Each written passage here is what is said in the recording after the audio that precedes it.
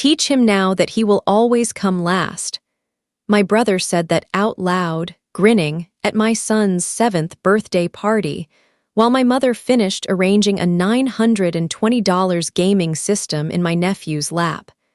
My son was still holding the $14 plastic car she had slid across the table to him. She hadn't even removed the clearance sticker. I didn't speak. I didn't look at my brother. I reached into my bag and set a sealed legal folder on the table in front of me. My mother's hands went still. My brother's grin died. What was inside that folder exposed a financial arrangement my mother had been running in secret for 19 years. 12 people were in that room when I opened it. 7 of them walked out without saying another word to my brother. Before I go on, take a moment to like and subscribe, but only if this story speaks to you. Drop your location and local time in the comments. Now let me take you back to the night my mother looked me in the eye and said, "You were never supposed to know about any of this." 3 weeks before that birthday party, I was drying dishes in my mother's kitchen when I found it. A brokerage statement, folded small, addressed to her, but with my brother Marcus's name first on a joint account. $847,329.14. I stood there with a wet plate in my hand, staring at a number that made no sense. My mother was destitute. She needed help. For 19 years, I'd paid her $800 a month, $182,400 total, while working 2 jobs and skipping meals with my son. She walked in, saw my face, and snatched the paper. "Give me that." "What is this?" "Nothing. Marcus asked me to hold money, tax purposes." She laughed, sharp and wrong. "You were never supposed to know about any of this." I drove home in my 2009 Corolla, check engine light glowing, trying to understand what I'd just seen. My father died when I was 18. Heart attack 3 days before graduation. By noon that day, my mother had explained debts, underwater house, no savings. I gave her my graduation money, then my summer earnings, then $800 a month every month for 19 years. I believed her because she cried. Because she showed me bills. Because I was 18 and grieving and desperate to be good. Meanwhile, Marcus failed out of 2 colleges. Mom covered the loans. Failed his real estate exam 3 times. Mom paid for the 4th. Divorced at 30 with no savings. Mom bought him a Hoboken condo. 3 days after I found the statement, my car died on the Van Wyck. Transmission gone, smoke pouring out, Eli in the back seat. I called my mother from the shoulder, rain leaking through the cracked window seal. "Mom, I need to skip 1 month, just one, $1,400 for a rebuilt transmission." The catch in her breath, the tremor. "Maya, I don't know what I'll do, taxes, insurance, I might not eat. I'll double it next month. I'll pray for you, baby, I'll pray for a miracle." I took the bus for 6 weeks. 6 weeks of transfers in rain, of Eli asking why we couldn't drive like other families, of explaining that Grandma needed the money more. All while she sat on $847,000 with Marcus's name on it. That night on my fire escape, I did the math. The account opened June 2005, 3 months after my father died. While she was telling me about debts and desperation, she was building a fortress. I called David Okonkwo, estate lawyer, Flatbush Avenue. "I think my mother mishandled my father's estate. I need probate records from 2005. "How old were you when he died?" 18. "Just turned. Did you sign anything, waivers, releases?" "I don't remember, she handled everything." "That's what I'm afraid of." I didn't confront my mother. I smiled at Sunday dinner, transferred the $800 on the first, played the role she'd built for me. The fragile widow needed her foundation. She didn't know I was becoming something else. Someone who finally understood this wasn't grief, it was architecture. David Okonkwo's office smelled like old paper and the coffee he'd been reheating since morning. He slid a manila folder across his desk and didn't open it immediately. Ms. Chen, I need you to understand something before you see this. In 2005, you were a legal adult. 18 years, 3 months. Anything you signed is binding unless we can prove fraud or coercion. I nodded, hands flat on my knees, the way I sit when Eli's pediatrician has bad news. He opened the folder. Your father's life insurance policy. Metropolitan Life, $250,000. Designated beneficiaries, you and your mother, 50-50 split. My throat tightened. $125,000. I never saw. There's a signed waiver, dated May 2005. He turned the document toward me. Your signature, releasing your share to your mother for funeral debts and family obligations. I stared at the looping letters. Mine, but wrong. I'd practiced my signature for weeks at 18, the confident swirl of a girl who thought adulthood meant control. This looked like I'd signed it in a moving car or someone had practiced copying it. I don't remember this. That's not unusual. Grief, shock, a parent guiding the pen. He paused. But there's more. He laid out bank records. The insurance payout deposited June 2005. $250,000 total, my mother's share plus my forged release. Then a transfer 3 days later to a new account. Marcus Chen, primary holder, Eleanor Chen, secondary. The same account you found, the one with $847,000 now. I couldn't speak, the numbers swam. 19 years of $800 monthly payments from me, layered on top of my stolen inheritance, growing in an account I'd never known existed. Your monthly transfers, David continued. I've traced them. They don't pay your mother's bills. They go directly to Marcus, have since 2006. The room tilted. I thought of every sacrifice, every explanation I'd given Eli. Grandma needs it more, we're helping family. Good daughters don't ask questions. She told me she was starving.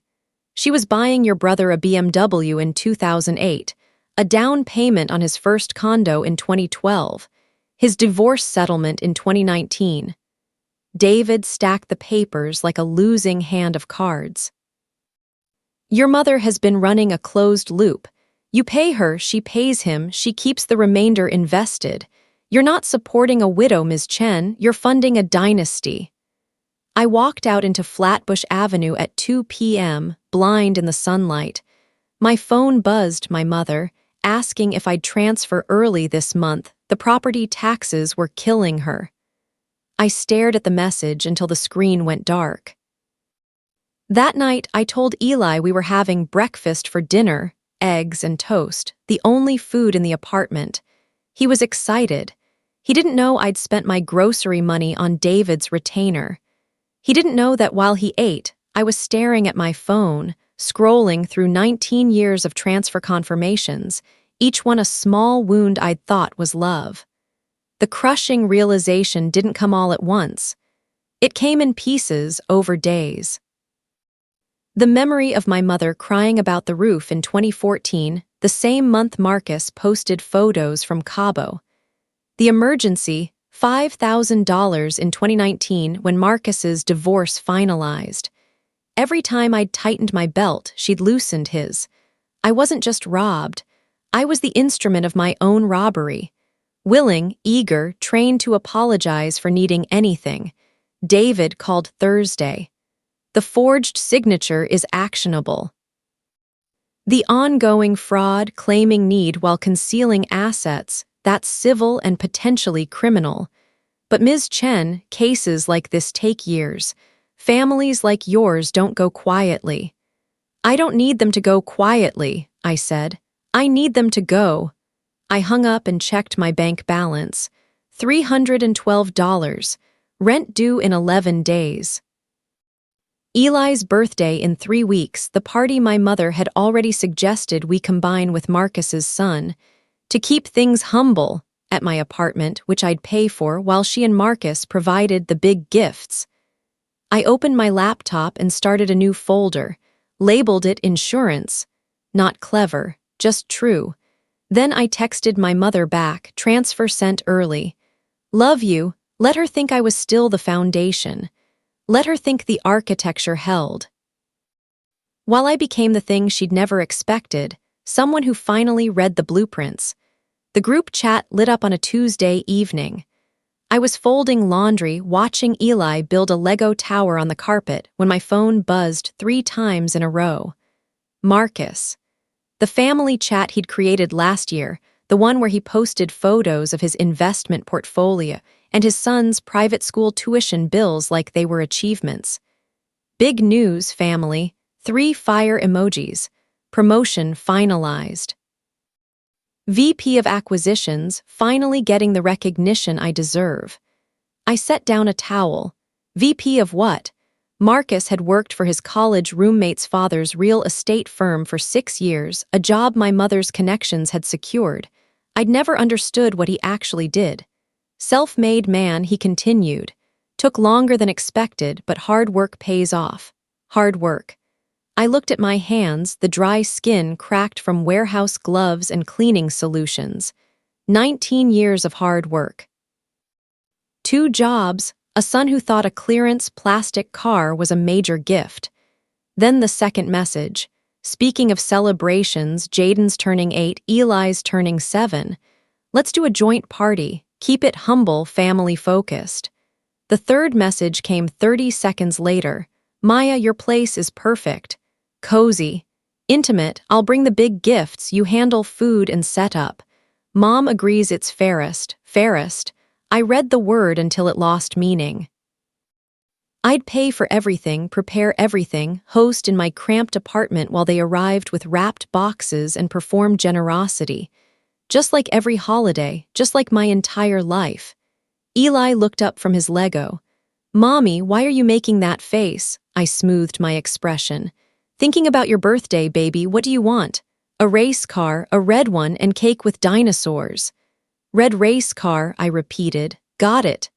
I picked up my phone and typed back. Sounds perfect. I'll handle everything. The words felt like swallowing glass, but I needed them to believe I was still the Maya they'd built, accommodating, invisible, grateful for crumbs. I needed 3 weeks to prepare what David and I had discussed. The legal folder, sealed and ready.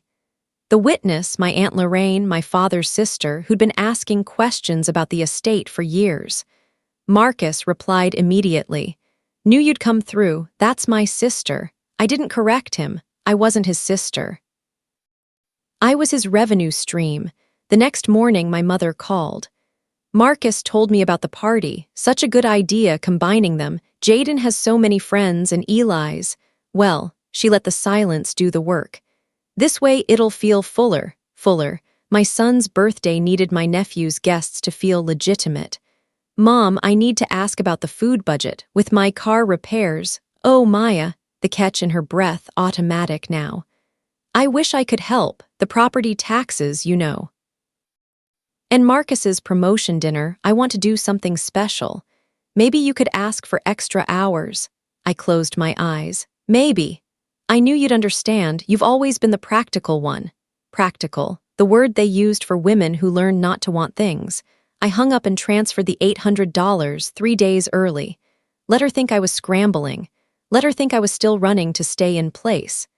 That evening, Marcus posted in the family chat a photo of Jaden at a ski resort. Last-minute getaway before the big promotion. Making memories, I screenshotted it, added it to the folder. Evidence of the life my money built while I took the bus. David called Friday. The probate records are complete. The forged signature is documented. Your monthly transfers traced to Marcus's account. We're ready when you are. 3 weeks, I said. The birthday party, 12 people, my mother's entire support network. Public, he said. Risky, they'll have their own narrative ready. So will I looked at Eli, asleep on the couch, his small hand curled around a red Lego car he'd built himself. They taught him he'll always come last. I'm going to teach him that's a lie. I spent the next weeks playing my role perfectly. Texted my mother daily updates about party planning. Complained about costs so she'd feel secure in my struggle. Let Marcus send me his humble guest list, 14 adults, 8 children, all his friends, his network, his audience.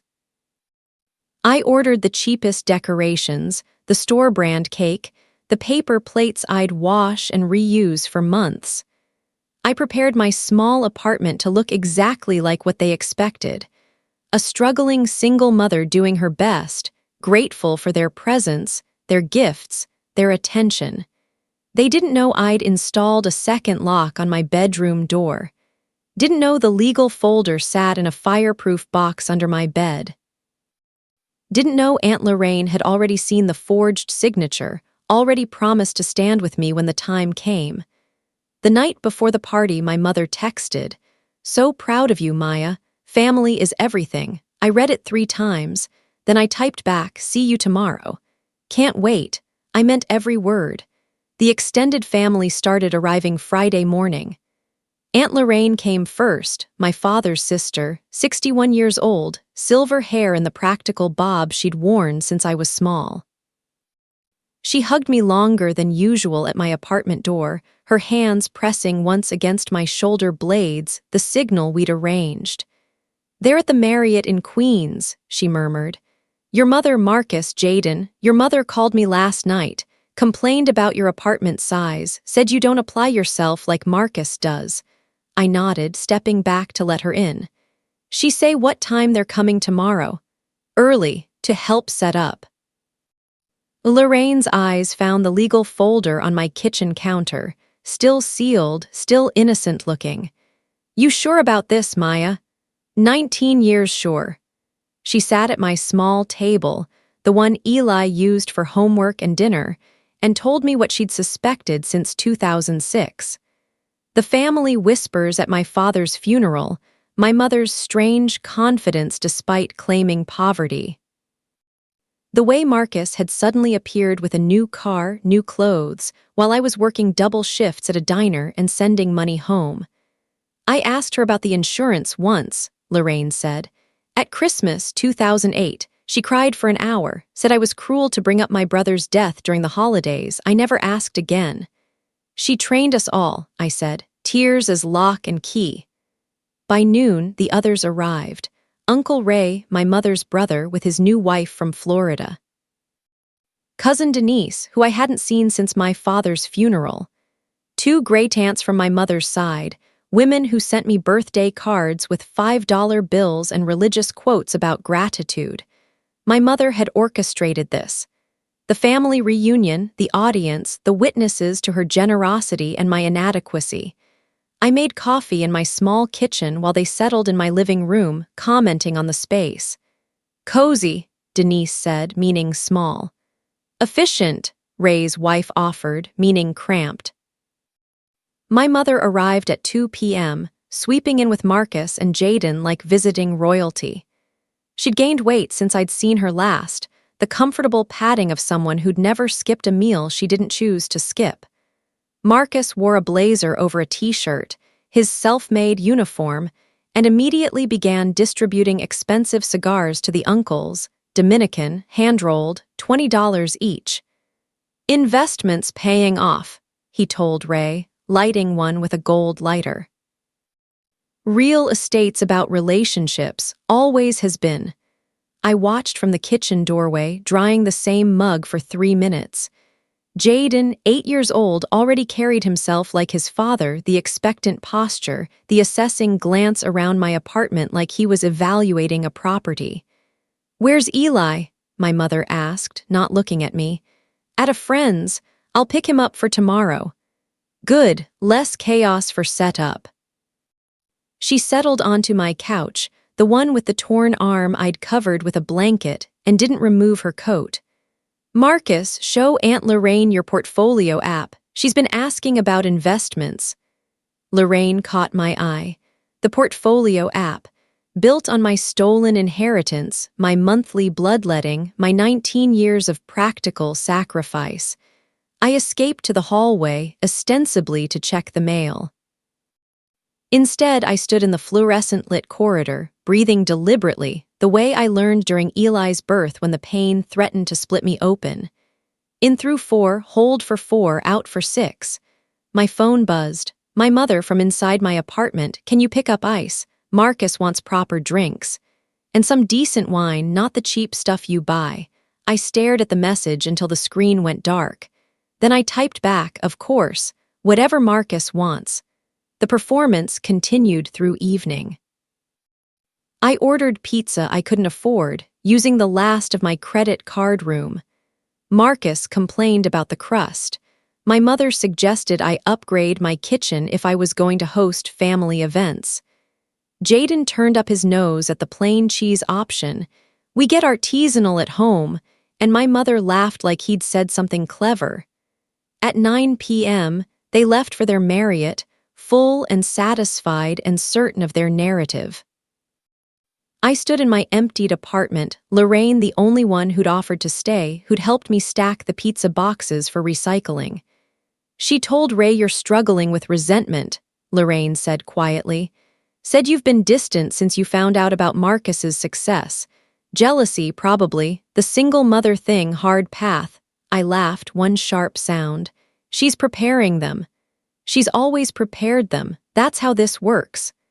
Lorraine touched the legal folder, still on my counter. Tomorrow, we unprepare them. I didn't sleep. I sat on Eli's bed, watching him breathe, his small chest rising and falling with the complete trust of a child who doesn't know his grandmother considers him secondary. His 7th birthday. The age of reason, they call it. Old enough to notice who gets the gaming system and who gets the clearance car. Old enough, maybe, to understand why his mother finally stopped accepting crumbs. The morning arrived gray and cold. I dressed carefully, navy blouse, clean slacks, the professional armor of my transcription work. I set out the cheap decorations, the store-brand cake, the paper plates.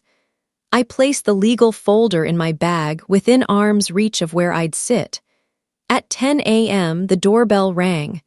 My mother's performance was about to begin, and so was mine.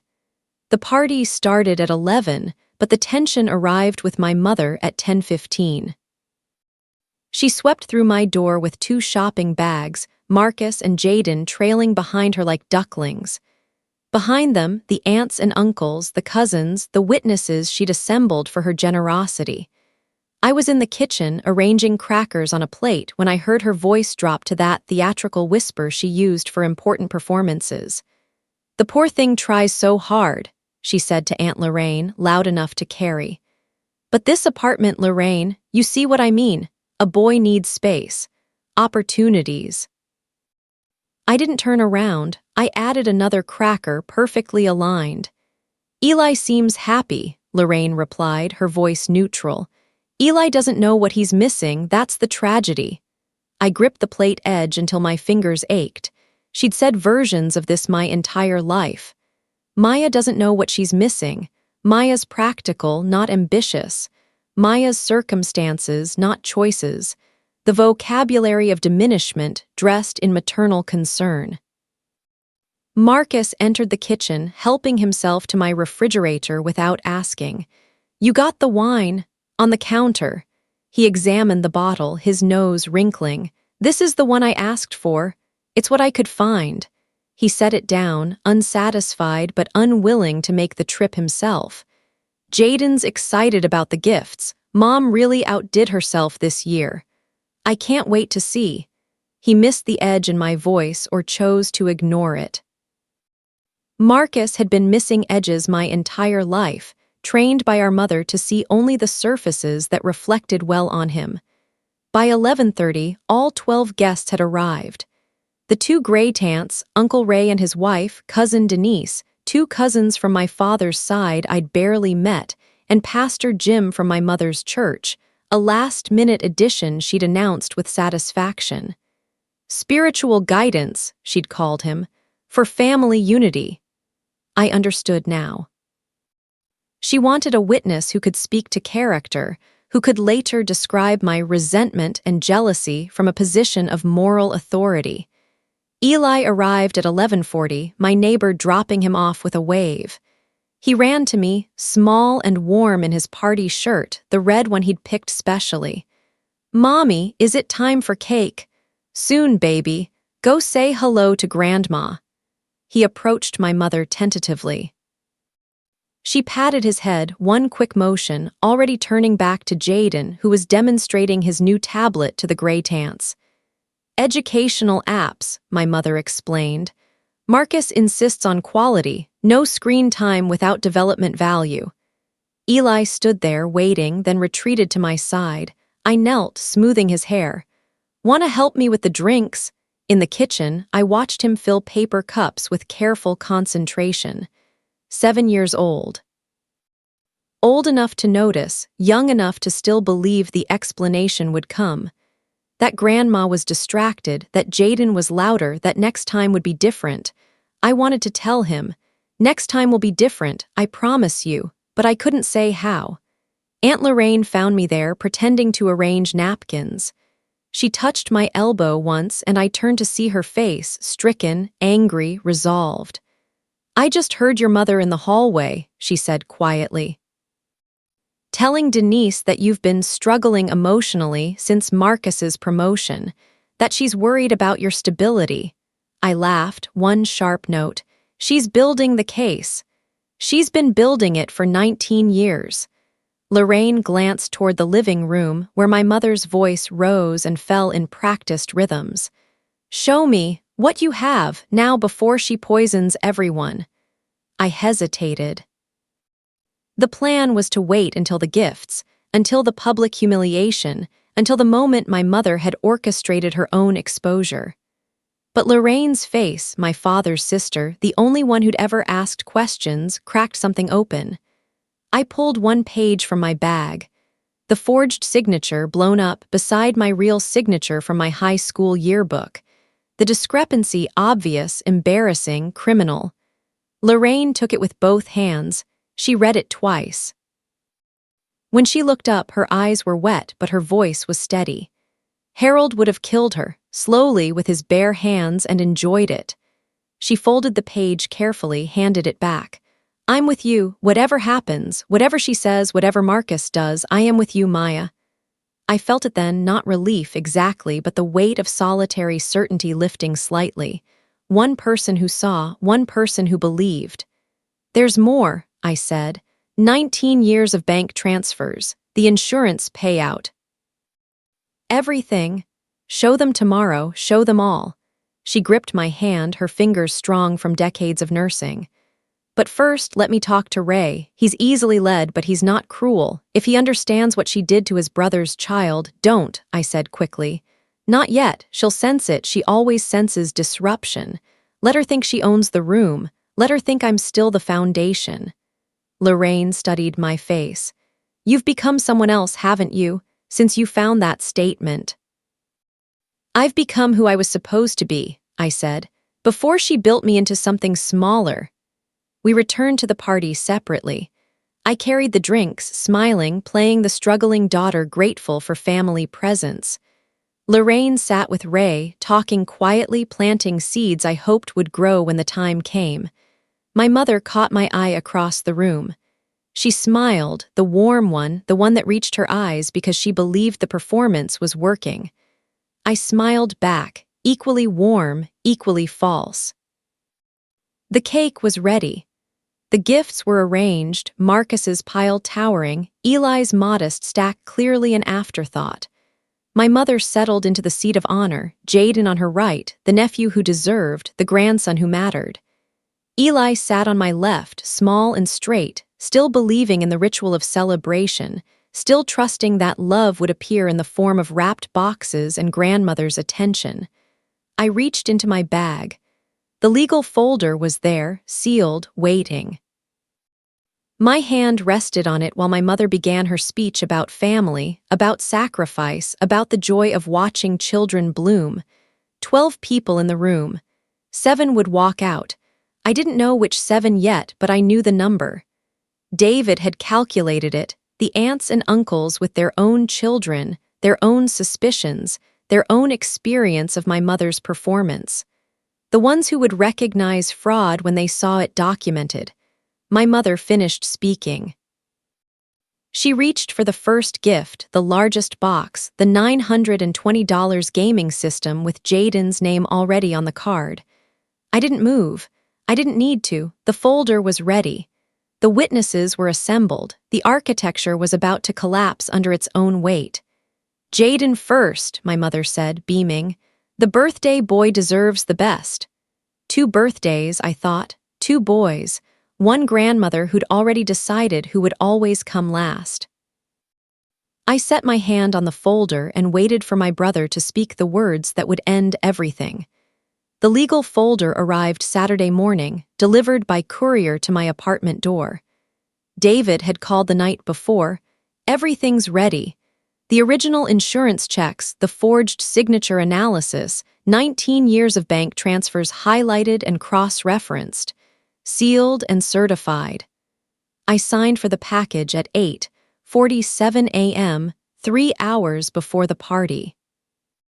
The courier didn't know what he carried. I barely did myself, months of my life reduced to paper, proof, ammunition. I opened it alone, Eli still asleep, my apartment quiet in the gray morning light. The documents were organized with David's precision. Tab 1. The life insurance policy, my father's signature, the beneficiary designations split equally. Tab 2. The forged waiver, my signature beside expert analysis of the discrepancies, pressure points, angle variations, the telltale signs of a hand guided by another. Tab 3. The bank records, my $800 monthly transfers entering my mother's account, exiting to Marcus's, the trail marked in yellow highlighter like a road map of theft. Tab 4. The investment account, the one I'd found. The $847,329.14 that grew from my father's death and my monthly bloodletting. I sat with it for 20 minutes, not reading, just feeling the weight. 19 years, 228 payments, $182,400 from me alone, plus the $125,000 stolen inheritance, plus the compounded growth my mother had enjoyed while I skipped meals. The math was simple.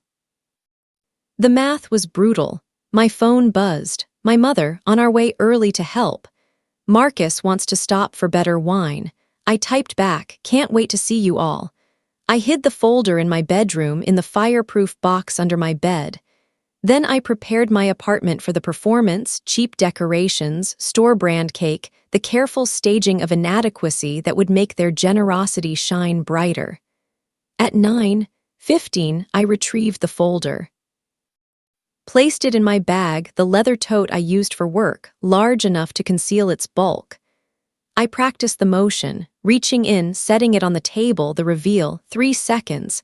I'd have 3 seconds before my mother's hands went still, before Marcus's grin died. Eli woke at 9:30, excited, bouncing on his small bed. "Is it party day?" "Party day," I confirmed, helping him into his red shirt. "You look handsome." "Will Grandma like my shirt?" I paused, hands on his collar. "Grandma will see how wonderful you are, that's what matters." Not an answer. He noticed, at 7 he already noticed, but he let it go.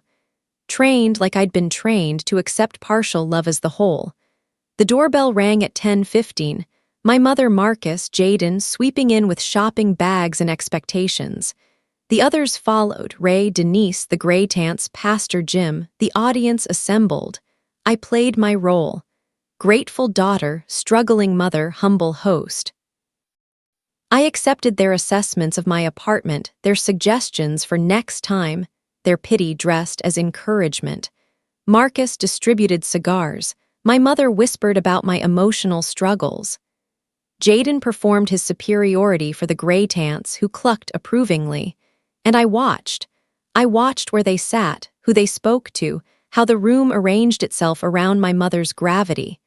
The woman who'd built a dynasty on lies still believed she controlled the narrative. She didn't know about the folder. Didn't know about Lorraine's promise. Didn't know that while she prepared her final performance, I was preparing her exposure. At 11:40, Eli arrived from his friend's house. Small, hopeful in his red shirt. He approached my mother, the ritual, the expectation, and received his pat, his dismissal, his place in the hierarchy. I knelt with him in the kitchen, arranging drinks, memorizing his face. The concentration, the trust, the absolute belief that his mother would make this right. "I love you, Eli," I said, sudden fierce. "Love you too, Mommy." He didn't look up, focused on his task. "Is it cake time soon?" "Soon, baby, very soon." Aunt Lorraine found me there. Her face, stricken, resolved, told me she'd heard my mother's hallway whispers, her preparation of the resentful daughter narrative. "Show me," Lorraine said quietly. One page, the forged signature. She read it twice, folded it carefully, handed it back. "Harold would have killed her," she said. "I'm with you. Whatever happens." One ally, one witness, one person who saw. We returned to the party separately. I carried drinks, smiling, while Lorraine sat with Ray, planting seeds. My mother caught my eye, smiled her warm smile, believed her performance worked. I smiled back, equally warm, equally false. The cake waited. The gifts were arranged, Marcus's pile towering, Eli's modest afterthought. My mother settled into Honor's seat, Jaden at her right, the deserving grandson. Eli sat on my left, small and straight, still believing. I reached into my bag. The folder was there, sealed, waiting. My hand rested on it while my mother spoke of family, sacrifice, children blooming, 12 people. 7 would walk out. "Jaden first," my mother said, reaching for the largest box. "The birthday boy deserves the best." I set my hand on the folder and waited. The party gathered around my small table at noon, 12 adults and 5 children squeezed into a space meant for 6. My mother had arranged this, the intimacy that would make her generosity feel larger, my inadequacy more stark. I sat at the head, Eli on my left, the folder in my bag between my feet. My mother commanded the far end, Jaden pressed against her right hip like a claim. Marcus sprawled beside them, one arm draped over his son's shoulder, already performing fatherhood for the room. "Before we begin," my mother said, her voice carrying the practiced warmth of 1,000 church socials, "I want to acknowledge how hard Maya works." She paused, letting sympathy settle. "Single motherhood isn't easy. We do what we can to support her." "We, the royal we of her and Marcus, the generous ones, the saviors," Uncle Ray nodded. Pastor Jim murmured approval. I smiled, hands flat on the table, feeling the folder's presence through the leather like a heartbeat. The gifts came first, as my mother had orchestrated. Jaden's pile, 5 boxes, professionally wrapped, ribbons curled with a florist's precision. Eli's, 3 items in reused gift bags, the tissue paper clearly salvaged from other occasions. My mother reached for Jaden's largest box. The gaming system, $920, the one Marcus had mentioned in passing last week. "From Grandma and Uncle Marcus," she announced, "for our brilliant boy." Jaden tore the paper with practiced entitlement. The console emerged, sleek and new, and my mother arranged it in his lap like a coronation. The room murmured appreciation. Marcus accepted handshakes, shoulder claps, the tribute due a provider. Then my mother turned to Eli. Her hand found the smallest bag, the one she'd prepared without my knowledge. She slid it across the table, a motion so casual it might have been accidental. "And for Eli," she said, already turning back to Jaden, "something small. We know his interests are limited." Eli opened the bag, pulled out the plastic car, red like he'd wanted but wrong in every way. The wheels didn't turn smoothly. The paint was chipped beneath the clearance sticker, $14.99, still attached. His face cycled through emotions I knew too well. Confusion, disappointment, the rapid adjustment to gratitude he'd been trained to perform. "Thank you, Grandma," he said, small and careful. Marcus laughed. The sound cut through the room like a blade. "Teach him now that he will always come last." He said it out loud, grinning, his voice carrying the casual cruelty of a man who'd never been taught to hide his contempt. "Better he learns early, right, Mom? The world doesn't hand you things, you earn them or you don't." The room went still. Not shocked, they'd heard versions of this before at other gatherings, other humiliations I'd absorbed in silence. Stillness was their habit, their complicity, their relief that the target wasn't them. Eli's chin trembled.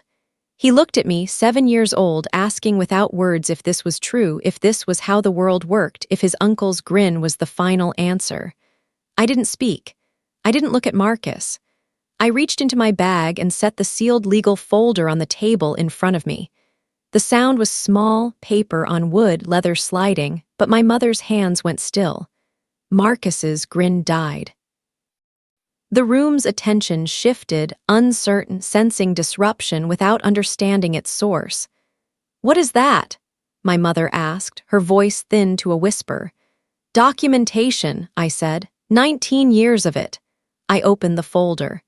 The first page faced the room, the life insurance policy, my father's signature, the equal beneficiary designation. The second page, the forged waiver, my signature analyzed and exposed. I didn't need to explain. The documents spoke, their official language unmistakable. Aunt Lorraine stood. She moved to my side, her presence solid, her voice carrying the authority of a woman who'd buried her brother and suspected his widow for 2 decades.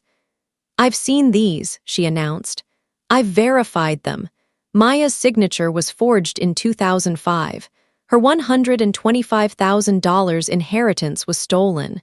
And every month since, her support payments have gone directly to Marcus." She began reading. The bank transfers, highlighted and dated. The investment account, opened 3 months after my father's death. The monthly $800, my mother's supposed survival money, flowing into Marcus's luxury. The room rearranged itself. Uncle Ray leaned forward, frowning at numbers that made no sense in my mother's narrative.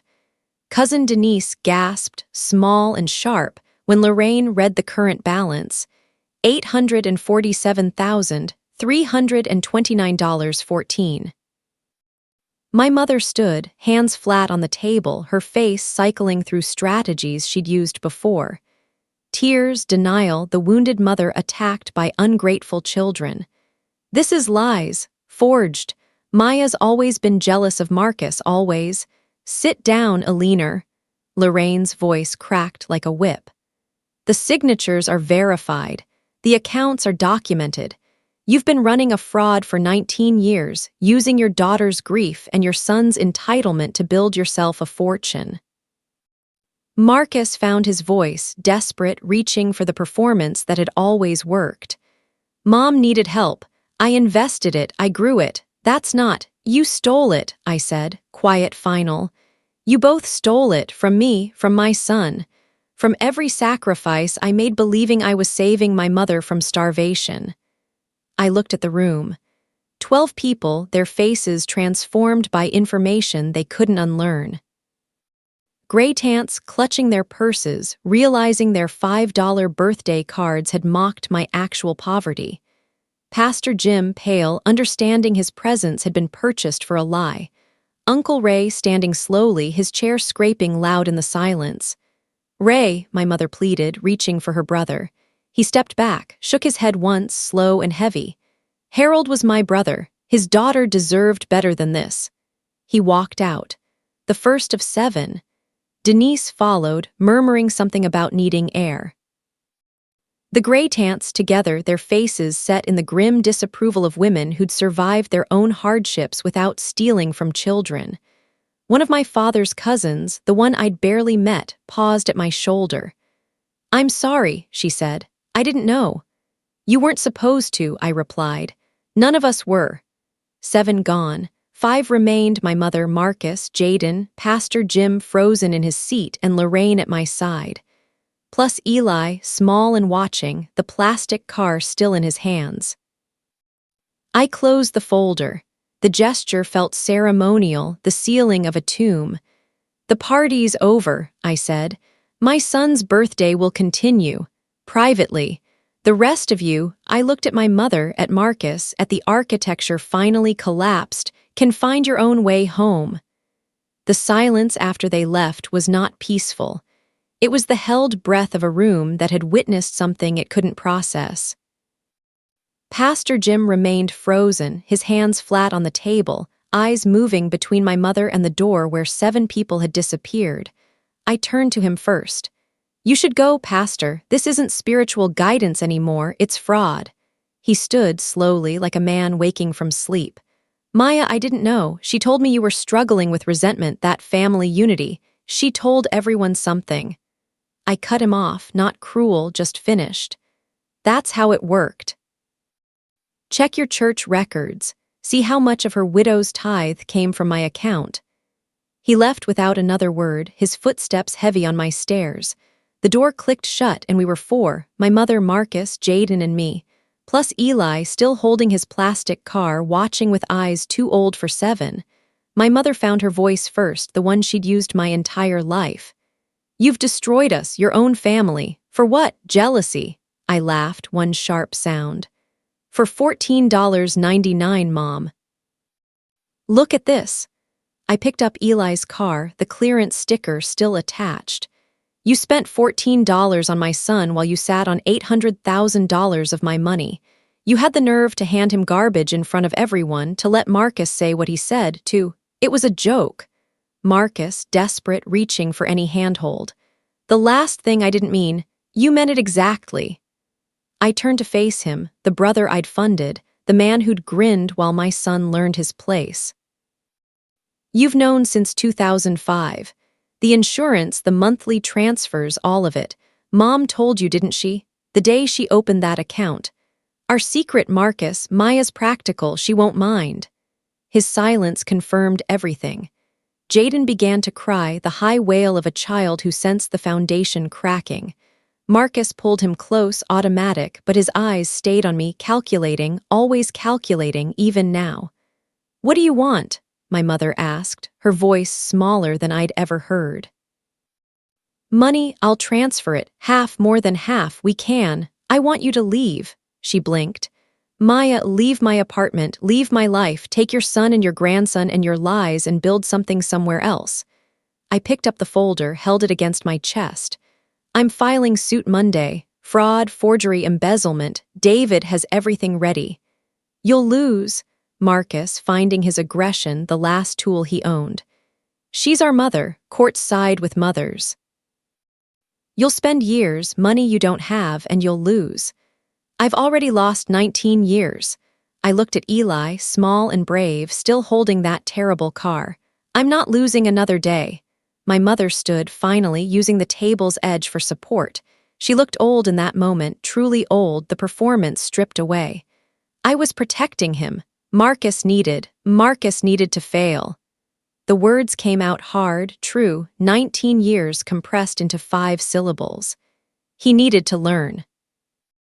"You stole that from him, you stole it from me. You stole my father's legacy and turned it into a weapon against his own daughter." She flinched. For the first time, she flinched.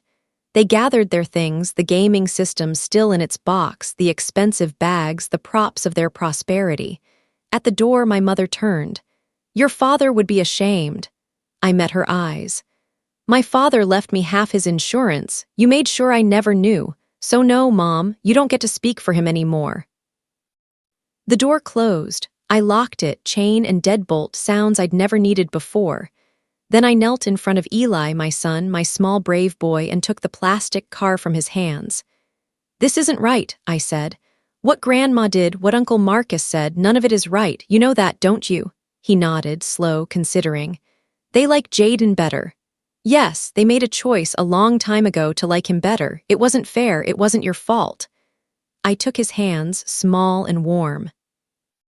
"But I made a choice too, to stop pretending it was okay, to show everyone what was really happening."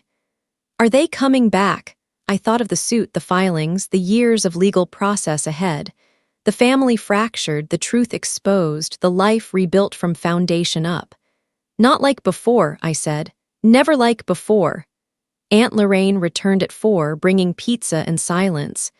We ate at the small table, Eli and I, while she sat with us, witness and guardian. No one mentioned the folder, the walkouts, the 7 people who'd chosen truth over comfort. At 6, Eli asked for his cake. Store-brand dinosaurs, the one I'd afforded. We lit 7 candles, sang off-key, watched him blow them out with one fierce breath. "Make a wish," Lorraine said. He closed his eyes, serious, the way children are when they believe in magic. Then he looked at me. "I wished for next year to be just us," he said. "You and me, no party." I pulled him onto my lap, feeling his small bones, his steady heartbeat. "We can do that," I whispered. "We can do exactly that." The folder sat on my counter, still open, still speaking. Monday I would file. Monday I would begin the long work of reclamation. But tonight I held my son and ate cheap cake and knew, finally, that the bleeding had stopped. The foundation was mine again. The architecture I would build myself. Monday morning, I filed the civil suit at the Queens County Courthouse. David walked beside me through metal detectors and marble hallways. The folder now expanded to 3 binders, 19 years compressed into legal language: fraud, forgery, conversion, breach of fiduciary duty. The clerk stamped the filings, assigned a case number, and just like that, the machinery of justice began its slow turn. My mother called that evening. I let it ring 4 times, then answered. "You'll ruin him," she said, no greeting. "Marcus's promotion, his reputation, everything he's built." "Built on what, Mom?" Silence. The sound of her breathing, ragged, the catch I used to mistake for fragility. "The firm found out," she whispered. "Someone told them they're reviewing his employment." I said nothing. Let her feel the weight of uncertainty, the absence of my usual reassurance. I could countersue defamation, emotional distress. "You could." I kept my voice level, professional, the tone I'd learned from David. The discovery process would be extensive. Depositions, financial records, 19 years of documentation, your choice. She hung up. Not defeated, she didn't know how to be defeated, but paused, the first time I'd seen her machinery stall. The social fallout moved faster than the legal. Aunt Lorraine called Thursday, her voice carrying the particular satisfaction of confirmed suspicion. "Ray's not speaking to her. Neither are the aunts. Your mother's church group," someone told them. "She's been asked to step down from the hospitality committee." Small things. Committee seats, family silences. But in my mother's world, these were the currency of existence, and she was suddenly poor. Marcus's firm terminated him 3 weeks later. Not the promotion, a review of his financial associations, a phrase that appeared in the industry newsletter David tracked. He moved to his mother's house, the Hoboken condo sold to cover legal retainers, Jaden's private school tuition unpaid. I heard this secondhand, through Lorraine, through court filings, through the network of information that replaces family when family fails. I didn't seek it. I didn't need to. The architecture they'd built continued collapsing under its own weight, each beam removed revealing the hollowness at the center. My brother called once, drunk, at 2 a.m., "You happy now? You got what you wanted." "I wanted my father to see me graduate," I said. "I wanted to believe my mother needed me. I wanted my son to have a grandmother who saw him." I paused, listening to his breathing, the wet sound of a man unaccustomed to loss. "You got what you earned, Marcus, finally." I blocked his number. Not dramatically, the quiet click of a setting changed, a door closed. The civil suit settled 11 months later. My mother, advised by attorneys who understood the documentation, agreed to terms that returned my stolen inheritance with interest, plus partial restitution of the monthly payments. Not justice. Justice would have required criminal charges, prison, the public accounting she would never permit, but enough. Enough to pay off debts, to secure Eli's future, to breathe without calculating. She signed the papers in a conference room, David beside me, her attorney beside her. We didn't speak.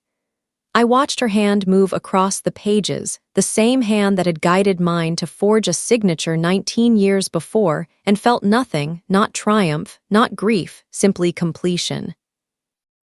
After in the elevator, David asked if I was satisfied.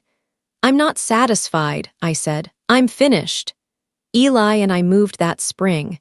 Not far, a two-bedroom apartment in the same neighborhood, close to his school, close to the life we'd built, but larger. A room for him painted the blue he chose himself. A kitchen table that seated four comfortably. Windows that faced east, morning light, new beginnings. I kept the plastic car, not as reminder, as reclamation. Eli played with it sometimes, added it to his collection of vehicles. No longer the symbol of his grandmother's contempt, but simply a toy, one among many, his to enjoy or ignore. The legal folder went into a safe deposit box, the binders of documentation, the proof of what happened. I didn't need to review it. I didn't need to remember.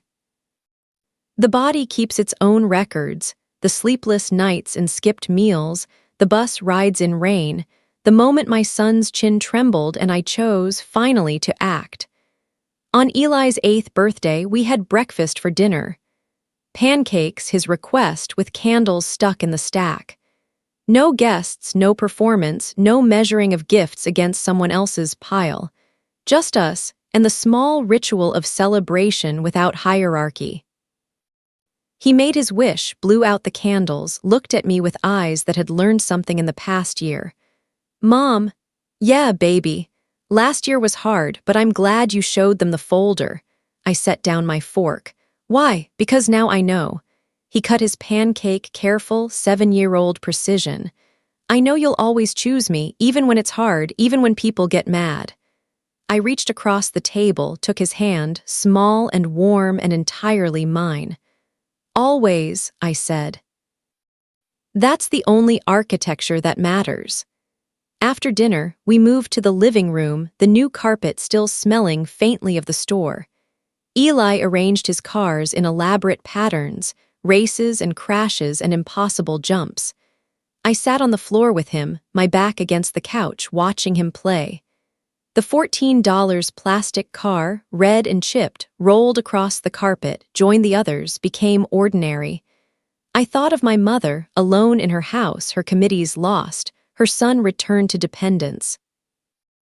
I thought of Marcus, rebuilding from foundations he'd never learned to pour himself. I thought of the 7 who walked out, the 5 who remained, the family reconfigured by truth. None of it touched this room, this moment. My son's laughter, the carpet's new smell, the morning light we'd chosen. I had not become cruel. I had become clear. The distinction mattered. I could wish my mother healing, Marcus growth, the extended family peace. Wishes cost nothing, changed nothing. But I would not fund their illusions anymore. Would not sacrifice my son's security for their comfort. Would not apologize for finally, at 37, claiming what had always been mine. Eli crashed 2 cars together, made explosion sounds, laughed at his own drama. I joined him, adding sound effects, the ridiculous joy of play without performance. This was the closing image, I realized. Not victory, not vindication. Simply this, mother and son on a new carpet, in a new home, building something small and solid and true. The generational drain finally stopped. The future entirely ours. The plastic car rolled to my knee. I picked it up, felt its cheap weight, its unexpected value. "Red one," Eli said, not looking up. "Still works." "Still works," I agreed. I set it back on the carpet, sent it rolling toward his waiting hand. Outside, the evening light turned gold through windows we'd earned ourselves. Inside, my son played, and I watched, and for the first time in 19 years, I felt the complete absence of debt.